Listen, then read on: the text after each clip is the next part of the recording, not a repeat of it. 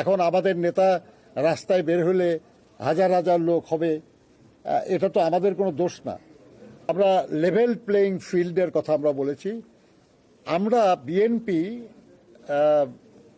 এই নির্বাচন যাতে যথাসময়ে অনুষ্ঠিত হয়, সবাই যাতে এই নির্বাচনে অংশগ্রহণ করে, কেউ যেন কোনো কারণে কোনো সুযোগ না পায়, নির্বাচনের মাঠ থেকে সরে যাওয়ার চেষ্টা করতে না পারে, সেই লক্ষ্যে কিন্তু আমরা আমাদের চেয়ারম্যান তিনি উত্তরবঙ্গের কয়েকটি জেলায় সফরের একটা সিদ্ধান্ত নিয়েছিলেন। আমাদের দলের পক্ষ থেকে সিদ্ধান্ত হয়েছিল, উনি ব্যক্তিগত এটা এক ধরনের সফর ছিল। এখানে মৌলানা ভাসানীর কবর জিয়ারত করা, আমাদের 24-এর ছাত্র শ্রমিক গণ অভ্যুত্থানের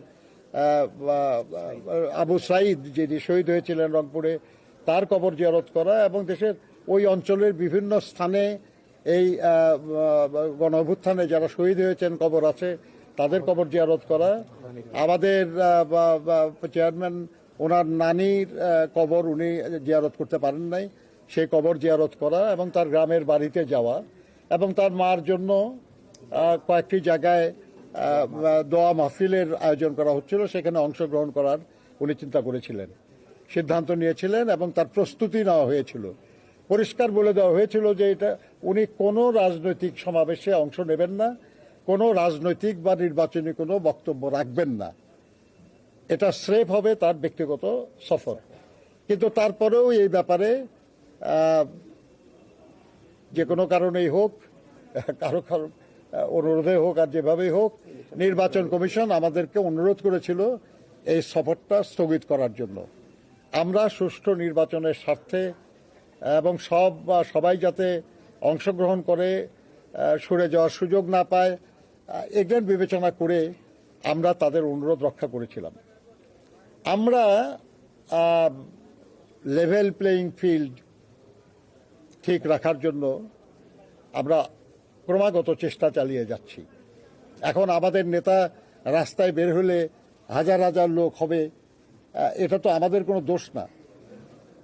এবং এটা হলেই কেউ কেউ কষ্ট পায়, কেউ কেউ মনে করে যে এটা নির্বাচনের প্রভাব বিস্তার করতে পারে। সে কারণে আমরা কিন্তু ওনাকে কোনো প্রোগ্রামে যাওয়ার জন্য আমরা আর বলছি না, উনিও যাচ্ছেন না। আমরা 22 তারিখ থেকেই কর্মকাণ্ড শুরু হবে।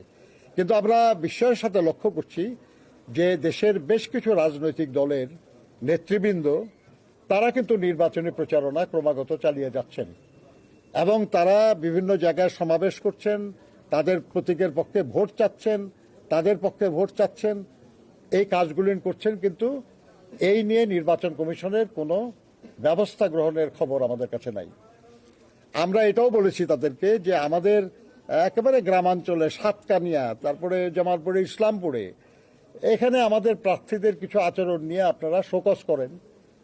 আর এই ঢাকা শহরে কিংবা দেশে আরো বড় বড় অঞ্চলে আরো বড় বড় নেতারা, তারা দলীয় নেতাও, প্রভাবশালী মানুষ, তারা যেসব নির্বাচনী আচরণবিধি লঙ্ঘন করছে সে ব্যাপারে আপনারা কোনো ব্যবস্থা নিচ্ছেন না কেন? তারা এই ব্যাপারে প্রয়োজনীয় ব্যবস্থা নেবেন বলে কথা দিয়েছেন আমাদের।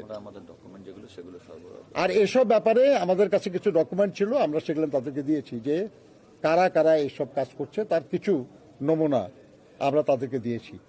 তারা বলেছেন তারা বিষয়টি বিবেচনায় নেবেন এবং তারা প্রয়োজনীয় ব্যবস্থা নেওয়ার চেষ্টা করবেন।